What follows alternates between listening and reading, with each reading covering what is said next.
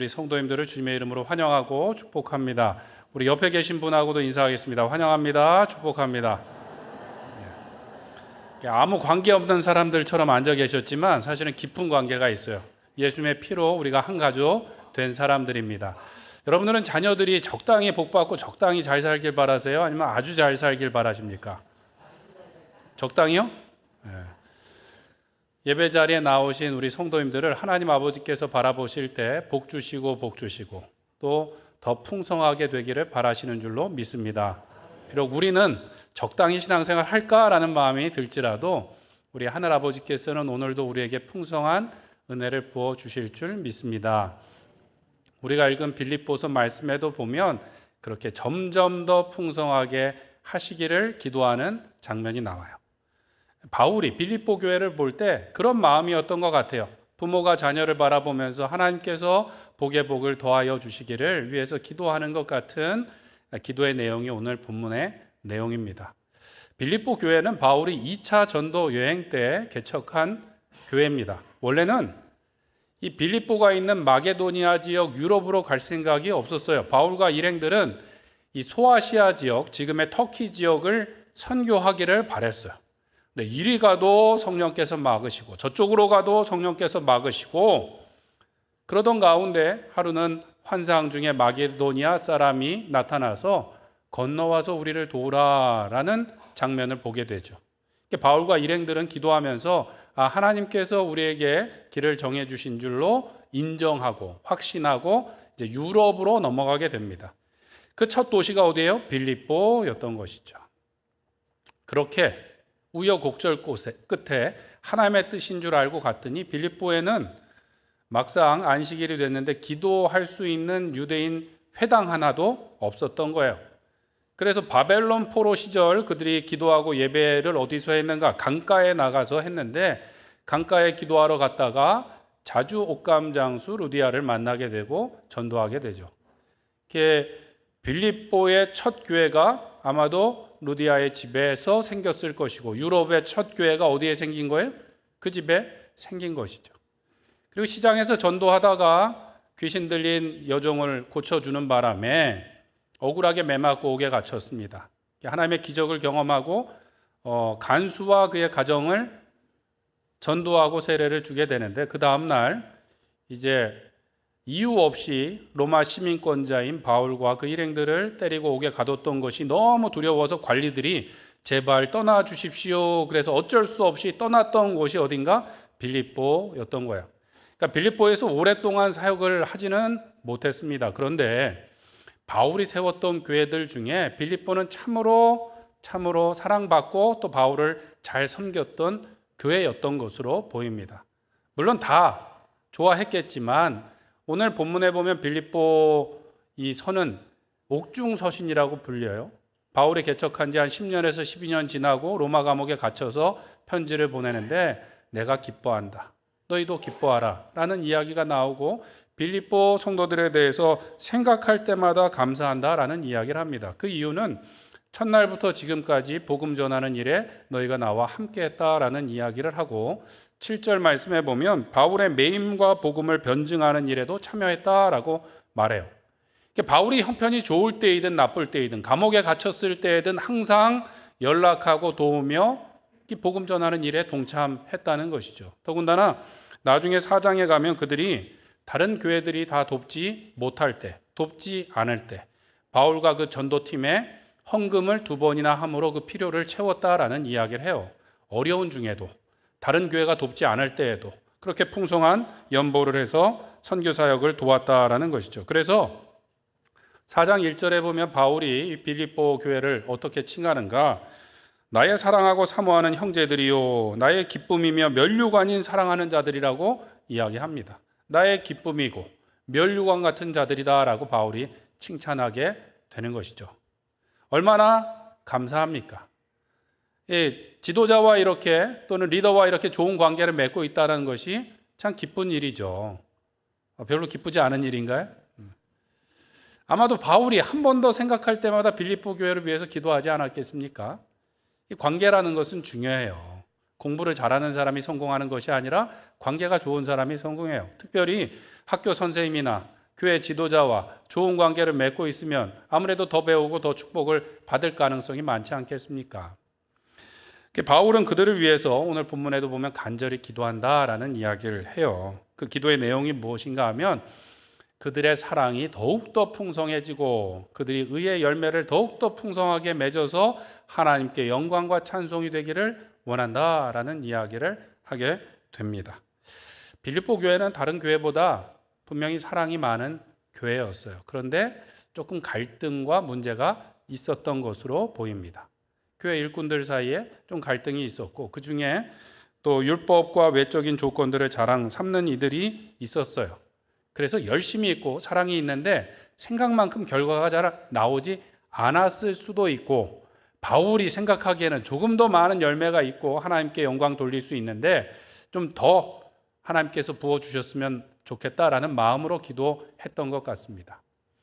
왜 학생들 가운데 그런 아이들 있지 않습니까? 아주 성실해요. 열심히 공부를 하고 책상에 앉아 있는데 그 노력만큼 성적이 안 나오는 아이들이 있어요. 우리 집에 있는 아이들이 그런가요?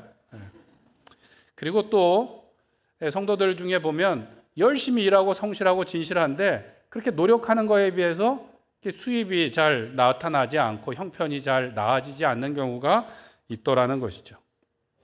책상에 오래 앉아 있는다고 성적이 다 잘 나오는 게 아니고 또 좋은 대학에 간다고 나중에 다 행복하게 잘 살고 하는 것은 아닐 수 있는 것이죠. 빌립보 상황이 아마도 그랬던 것 같아요. 그러니까 안타까움 가운데 기도하는 거예요. 사랑이 있긴 있는데 지식과 총명을 더하여 그 사랑이 점점 더 풍성해지기를 원한다. 더 풍성한 의의 열매를 맺어서 하나님께 영광 돌리기를 원한다라는 이야기를 하고 있는 것이죠.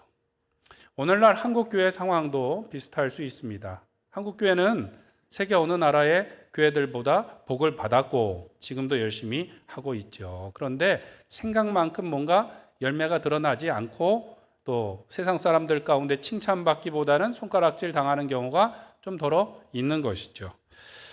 교회가 오래되고 또 큰 건물을 가졌고 또 재정이 풍성하다고 건강한 교회, 하나님께 영광을 돌리는 교회라고 단언할 수만은 없는 것이죠.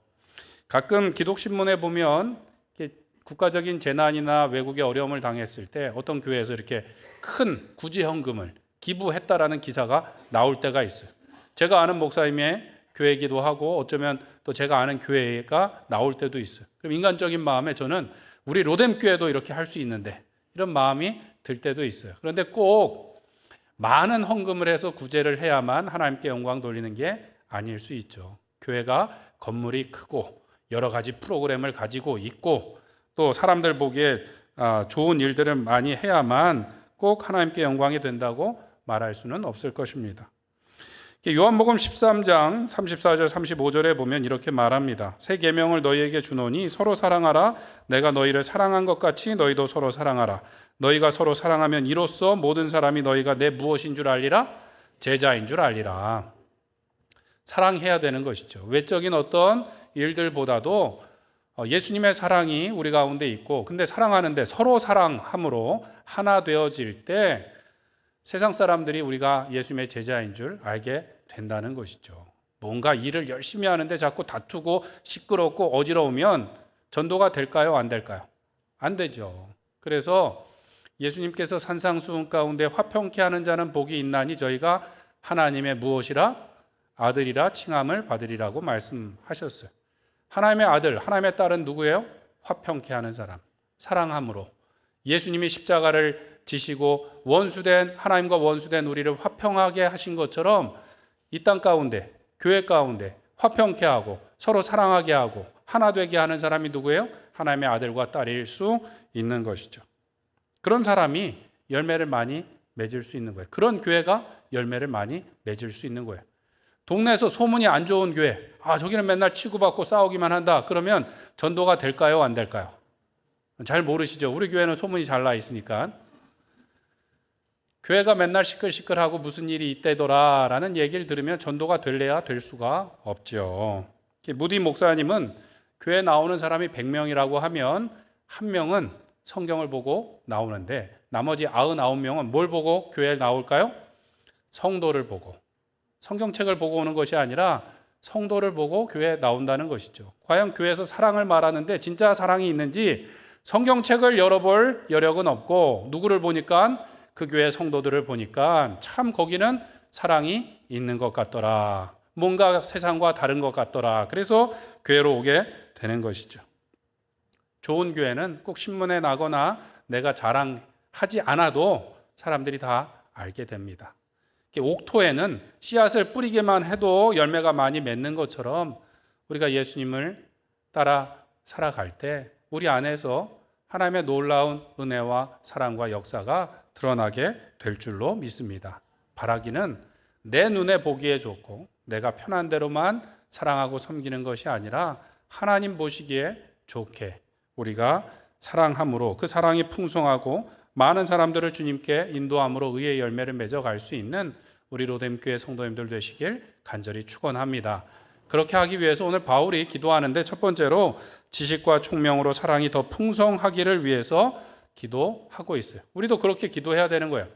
그냥 사랑이 있는 것이 아니라 지식과 총명함으로 그 사랑이 점점 더 풍성하게 되기를 기도하고 힘써야 된다는 것이죠.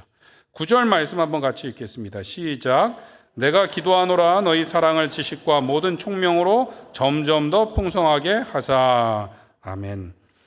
빌립보 교회는 분명히 사랑이 많았고 바울이 어려울 때 힘들 때도 늘 잊지 않고 도왔던 교회입니다. 그런데 좀 문제가 있었어요. 이 사랑의 방향과 균형이 잘 맞지 않았던 것으로 보입니다.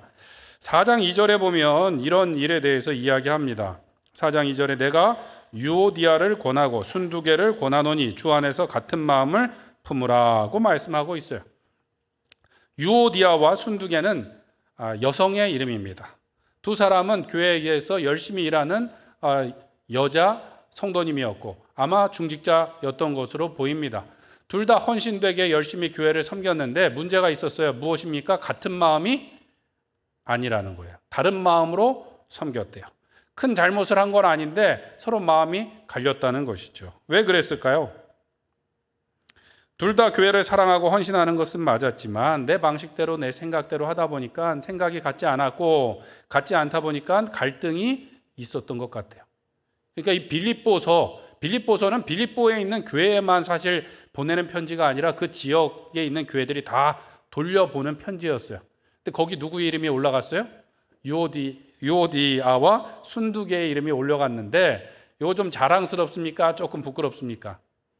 부끄러울 수 있는 거죠. 그런데도 굳이 사도 바울이 언급하면서 같은 마음을 품으라는 이야기를 하고 있어요. 이에 대한 바울의 처방은 무엇인가? 사랑이 없는 것이 아니니까 어떻게 해야 되는가? 지식과 총명으로 사랑을 더 풍성하게 하라고 말씀하고 있어요. 사랑을 하긴 하는데 무엇이 더 필요하다고요? 지식과 총명함이 있어야 된다는 거예요. 그리고 그 다음 말씀에 보면 지극히 선한 것을 분별하라고 말씀하고 있습니다. 그러니까 사랑하는데 그냥 내가 좋은 대로 사랑하는 것이 아니라 하나님의 뜻이 무엇인지를 깨닫고 그것을 분별하여 하나님의 방법대로 사랑하라는 이야기를 하고 있는 것이죠. 그래서 4장에 이 유오디아와 순두개 이야기를 하고 있는데 2장에 보면 먼저 무슨 이야기를 하는가? 2장 2절에 보면 마음을 같이하여 같은 사랑을 가지고 뜻을 합하여 한 마음을 품어 아무 일에든지 다툼이나 허용으로 하지 말고 오직 겸손한 마음으로 각각 자기보다 남을 낮게 여기고. 교회에 이런 일이 있었다는 거예요? 없었다는 거예요? 있었다는 거죠. 마음을 같이 하지 못하고 뜻을 합하지 못하고 다툼이나 허용이 있었다라는 것이죠. 그래서 미리 이 얘기를 먼저 하고 그 다음에 4장에서 그 특정한 일꾼들에 대해서 권면한다라고 이야기를 하고 있어요. 겸손한 마음으로 서로를 섬기라. 이 마음은 누구의 마음이다? 그리스도 예수의 마음이다. 예수님은 원래 하나님과 본체이시나 자기를 비워 스스로 낮은 모습으로 우리 가운데 오셨다. 그렇게 섬겨야 된다라는 이야기를 하는 것입니다. 바울이 말한 지식은 무엇인가? 하나님과 그분의 뜻을 아는 인격적인 관계를 말하는 것이고 총명이란 실제적인 분별력, 판단력을 말하는데 그것은 성령 하나님께서 우리에게 주시는 것이라고 할 수 있겠습니다. 하나님의 뜻이 무엇인지를 하나님을 통해서 알게 되고 성령님을 의지해서 그 뜻을 찾아 나가면서 사랑을 해야 된다는 것이죠. 사람들이 하는 이야기 중에 사랑 없는 진리는 사람을 살릴까요? 죽일까요? 죽이고 진리 없는 사랑은 거짓이다라고 말하고 있어요. 사랑이 없는 진리는 아무리 올바라도 사람을 죽이게 되고, 그 다음에 진리가 없는 사랑은 뭔가 그럴듯해 보이지만 사실은 거짓이다라고 이야기를 합니다. 사랑하는데 일방적이고 맹목적인 사랑은 학대요 폭력이 될 수 있는 것이죠. 부모가 자녀를 사랑하는데 내 욕심대로 자녀들에게 강요하면 이것이 무엇이 될 수 있어요? 학대가 될 수 있는 거죠. 부모의 욕심대로 자녀에게 계속 강요를 하는 거예요. 자기가 이루고 싶었던 것을 못했으니까 자녀에게 자꾸만 강요를 하면 이게 뭐예요? 학대가 되는 거예요. 남자와 여자가 사랑하는데 내 사랑만 가지고 막 상대에게 막 자꾸 다가가고 연락하고 따라다니고, 그럼 이게 뭐예요? 사랑이 아니라 폭력이 될 수 있는 거죠. 스토킹이 될 수 있고 폭력이 될 수 있는 것입니다. 본문에 말하는 것은 그 정도는 아니었겠지만, 사랑한다고 하면 내가 좋은 대로가 아니라 상대가 좋은 대로, 상대가 기뻐하는 대로 하는 것이 맞겠죠. 주님의 일을 하는데 내 좋은 대로가 아니라 어떻게 해야 돼요? 예수님께서 좋아하시는 대로 우리가 교회를 섬겨나가야 되는데, 예수님 안에서 한 마음을 품고 한 뜻을 품고 서로가 겸손히 서로를 높여주면서 교회 일을 해나가야 된다라는 이야기를 하고 있는 것입니다. 지식과 총명이라는 것을 어떻게 가질 수 있습니까? 성경에 보면 지혜와 지식의 근본은 뭐예요? 하나님을 경외하는 것이다 라고 잠언에서 말씀하고 있어요. 그 지혜서인 잠언을 썼던 사람이 누구입니까? 지혜의 왕이라고 불리는 솔로몬. 맞죠? 네. 지혜의 왕이라고 하는 솔로몬이 지혜를 어떻게 얻게 되었습니까? 그가 일천번제로 하나님께 예배하면서 하나님께 구한 것이 있어요. 열왕기상 3장 9절에 보면 백성들을 위하여 어떤 마음을 종에게 주사 선악을 분별하게 하여 주옵소서. 어떤 마음을 구했을까요? 지혜로운 마음, 듣는 마음을 주사. 듣는 마음을 주사 선악을 분별하게 하여 주시옵소서라고 말합니다. 지혜라는 것은 뭐예요? 잘 듣는 것을 의미합니다. 지혜는 잘 듣는 것을 의미해요. 첫 번째로는 하나님께 잘 듣고, 두 번째로는 사람들의 이야기를 잘 듣는 것이 지혜로운 것이라고 할 수 있습니다. 그래서 2장 3절에 보면 같은 마음을 품으라 라고 말하면서 겸손하라 라고 말하는데, 이 마음을 품으라, 누구의 마음? 예수님의 마음을 품으라 라고 이야기하고 있고요. 3장 8절에 보면 또한 모든 것을 해로 여기면 내 주 그리스도 예수라는 무엇이? 지식이 가장 고상함이라고 말씀하고 있어요. 예수님을 아는 지식이 가장 고상하다라고 말씀하고 있습니다. 때문에 예수님께 잘 듣고 그분을 아는 것이 지혜롭게 사랑하며 사랑을 더욱더 풍성하게 해나가는 것이다 라고 말씀드릴 수 있습니다. 하나님께서 우리에게 주신 성경을 잘 읽고 성경을 깨닫게 하시는 성령의 음성에 귀 기울이며 우리가 나가야 되는 것이죠. 쉽게 말해서 기도하면서 주님의 일을 해야 돼요. 내가 생각한 대로, 내가 좋은 대로 막무가내로 주님의 일을 하는 것이 아니라 기도함으로 주님의 일을 해야 됩니다. 기도하지 않고 우리가 일할 수 있죠. 내 생각과 내 열심과 내 방법대로 할 수 있어요. 그런데 금방 지쳐버려요. 그리고 금방 시험에 듭니다. 또 금방 다툼이 생겨요. 왜요? 내가 옳다고 생각되는 대로 하니까. 교회 성도님들이, 우리 교회 출석하는 분들만, 어른들만 750, 800이고, 그런데 사람들의 생각이 다 다를 수 있잖아요. 내 좋은 대로 하다 보면, 내 힘으로 하면 지치게 되고, 내 좋은 대로 하다 보면 부딪히고 시험에 들게 되는 것이죠. 교회 일을 하다 보면 꼭 그런 경우가 있습니다. 지금까지 우리 교회는 이렇게 해왔습니다 라고 말을 해요. 지금까지가 언제부터 언제인지 저는 좀 헷갈릴 때가 있고, 우리는 이렇게 해왔다고 저한테 말씀하시면 그럼 그 우리의 담임 목사인 저는 들어가는지 안 들어가는지 제가 다시 묻고 싶을 때가 있어요. 우리가 이렇게 해왔으니까 저는 어떻게 해야 될까요? 우리니까 제가 우리에 들어갑니까? 안 들어갑니까? 들어가요? 네. 지금까지 해왔던 방식대로 할 수는 있어요. 그런데 지금까지 해왔던 방식대로 하면 예전의 결과를 그대로 얻을 가능성이 크죠. 지금까지 해왔던 방식대로 하면 예전에 실수하고 잘못했던 그 결과를 얻을 가능성도 더 크죠. 세상이 변하고 있어요. 새로운 문제는 새로운 방법으로 풀어나가야 되는 것인데, 잘 듣지 않으려고 하는 마음, 지혜로운 마음이 아닐 수 있다는 것이죠. 사람이 죽고 사는 일이 아니면 서로에게 잘 듣고 하나님의 뜻이 무엇인지 기도하고, 또 웬만하면 교회 지도를 따라서 해보는 것이 믿음이고 지혜라고 할 수 있겠습니다. 기도하지 않고 봉사한다고 내 열심과 방법으로 하다 보면 각자 다른 마음을 품고 다투게 되는 것이죠. 자기 생각, 자기 방법, 자기 열심만 주장하는 사람의 마음은 넓을 수가 없어요. 넓지 않은 마음에 하나님의 사랑이 풍성할 수도 없고, 하나님의 사랑이 풍성하지 않으면 사람들이 많이 모일까요? 적게 모일까요? 적게 모이겠죠. 사랑이 없기 때문에. 사랑이 풍성해지지 못하고 사람도 풍성해지지 못하게 됩니다. 때문에 사무엘은 뭐라고 말합니까? 순종이 제사보다 낫고 듣는 것이 수양의 기름보다 낫다. 좀 잘 들어야 된다는 거예요. 잘 듣고 순종해서 하는 것이 지혜이고 복받는 길이라고 말씀합니다. 사랑하는 성도 여러분, 우리의 방식대로, 우리의 힘대로, 우리의 생각대로 우리가 사랑하고 섬긴다고 하기보다는 하나님의 말씀을 잘 듣고 서로의 이야기를 잘 듣고 섬김으로써 우리 가운데 있는 하나님의 사랑이 점점 더 풍성하게 되는 귀한 역사가 우리 가운데 있기를 간절히 축원드립니다. 두 번째로 의의 열매가 풍성하기를 기도하며 우리가 힘써야 되겠습니다. 우리 11절 말씀 같이 읽겠습니다. 시작. 예수 그리스도로 말미암아 의의 열매가 가득하여 하나님의 영광과 찬송이 되기를 원하노라. 아멘. 바울은 의의 열매를 많이 맺어 하나님께 영광과 찬송이 되기를 구합니다. 왜 이런 말씀을 했을까요? 다른 열매를 맺고 하나님께 영광이 되지 않는 이들이 있었기 때문인데 3장 2절 3절에 보면 이렇게 말합니다. 개들을 삼가고 행악하는 자들을 삼가고 몸을 상해하는 일을 삼가라.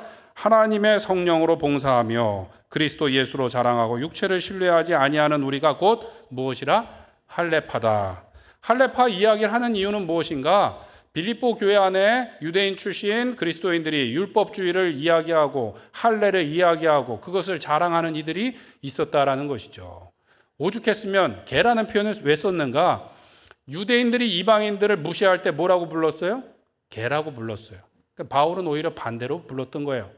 개들을 삼가하고 행악자들, 율법을 내세우며 사람들을 시험에 들게 하고 어려움을 끼치는 행악자들을 삼가하고 이제는 끝나버린 할례를 행하겠다고 몸에 그리스도의 거룩한 성전으로 주신 선물인 몸에 해를 끼치는 자들을 삼가라고 경고하고 있는 것입니다.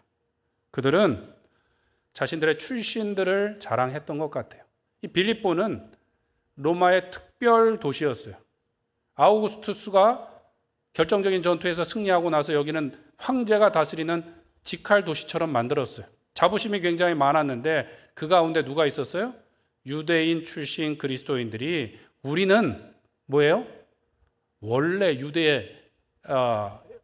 유대인 출신의 원래 진짜 족보가 있는 가문이야. 뭐 이런 얘기를 했던 것 같아요.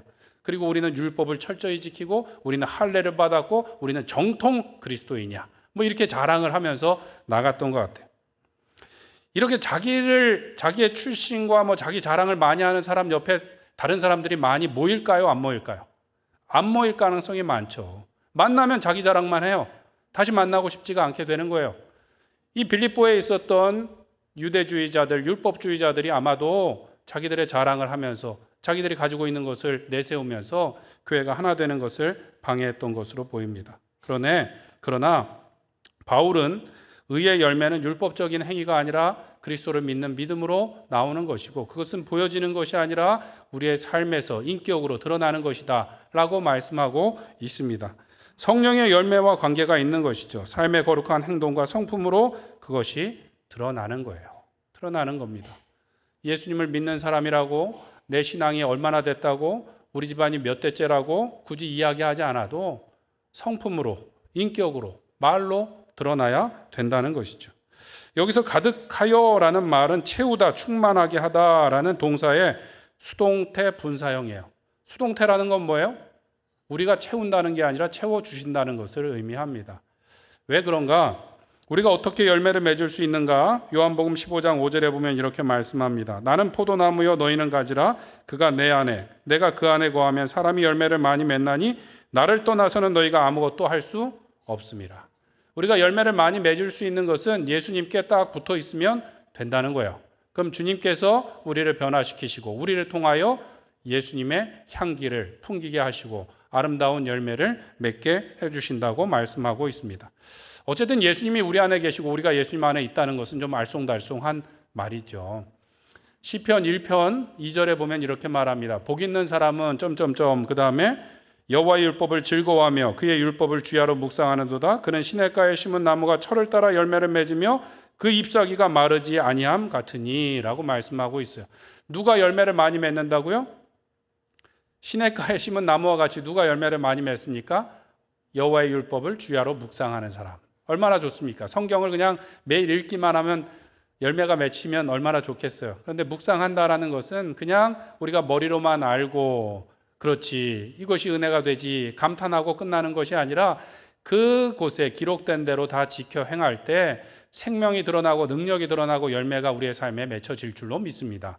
성경에서 무언가를 안다는 것은 머리로 아는 것이 아니라 경험적으로 아는 것을 의미합니다. 그래서 오늘 사도 바울도 예수님을 아는 지식이 가장 고상하다 그랬는데 그 지식은 어떻게 이루어지는 것인가? 3장 10절에 보면 내가 그리스도와 부활의 능력과 권능과 그 고난에 참여함을 알고자 하여 그의 죽으심을 본받아 라고 말하고 있어요. 바울이 예수님을 아는 방법은 무엇인가? 그냥 가만히 앉아서 성경 읽고 되는 것이 아니라 예수님의 부활의 권능과 고난에 참여함을 알고자 하여 그 가운데서 발견되려 함이라고 말씀하고 있어요. 바울이 예수님을 아는 것은 십자가 고난에 참여하는 것이라고 이야기합니다. 여기서 참여한다라는 것은 교제하다라는 뜻이 있어요. 바울은 예수님을 너무 알고 싶었어요. 그래서 어떻게 했는가? 예수님의 가신 길을 쫓아갔던 것이죠. 예수님께서 아무든지 나를 따라오려거든 자기를 부인하고 날마다 제 십자가를 지고 나를 따라올 것이라고 말씀하셨어요. 바울은 복음을 전하면서 예수님처럼 십자가를 지고 그 고난받기를 두려워하지 않고 나갔습니다. 그때 그가 예수님을 닮아가고 그의 구원을 이루어갈 뿐만 아니라 많은 복음의 열매를 맺게 된 줄로 믿습니다. 열매는 십자가로만 맺어질 수 있는 거예요. 요한복음 12장 24절에 이렇게 말씀합니다. 우리 한번 같이 읽겠습니다. 시작. 내가 진실로 진실로 너희에게 이르노니 한 알의 밀이 땅에 떨어져 죽지 아니하면 한 알 그대로 있고 죽으면 많은 열매를 맺느니라. 아멘.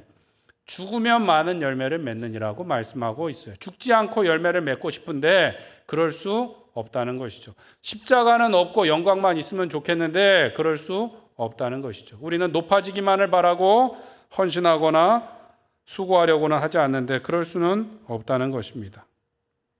우리는 부활을 말하지만 예수님과 함께 죽고 싶지는 않아 합니다. 잘 보이는 곳에서 내가 하고 싶은 봉사는 하지만 보이지 않는 곳에서 힘든 봉사는 누군가 해줬으면 좋겠는 것이죠. 직분은 받았지만 그 직무는 감당하지 않으려고 합니다.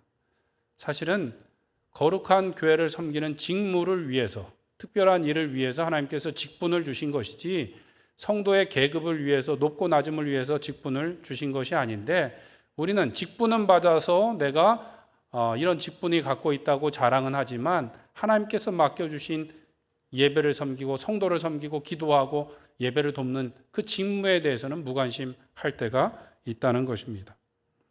사랑하는 성도 여러분, 내 외적인 자랑이 아니라 또 자존심이 아니라 우리 안에 의의 열매, 성령의 열매가 풍성하여지기를 간절히 축원합니다. 내 자랑이 아니라 주님의 사랑이 우리 가운데 풍성하여지고 내 머릿속의 생각과 내 말로만 주님을 아는 것이 아니라 예수님의 말씀을 따라서 자기를 부인하고 오늘도 십자가 순종을 통하여 고난과 부활에 동참할 수 있는 우리 성도님들 되시길 간절히 축원합니다. 우리가 운동을 해갖고 근육을 만드는데도 통증이 따릅니까? 안 따릅니까? 따르죠. 공부를 하는 것도 쉽게 공부할 수 있으면 다 공부를 잘하게요. 돈을 버는 것도 쉽게 가만히 앉아서 할 수 있으면 좋게요. 그렇지 않다는 것이죠. 우리가 예수님을 알아가는 것도 우리가 힘을 다하여 그 예수님의 십자가에 동참하며 내가 오늘도 죽고 예수님이 살아갈 때, 내가 헌신하여 희생하고 수고할 때 우리를 통하여 많은 의의 열매들이 맺혀지게 될 줄로 믿습니다. 그 십자가에서 우리가 예수님을 만나고 예수님을 배우게 되고 예수님을 닮아가게 되고 예수님과 같이 생명의 열매를 많이 맺어갈 수 있는 우리 모든 로뎀교회 성도님들 되시길 간절히 축원합니다. 우리 함께 기도하시겠습니다. 기도하실 때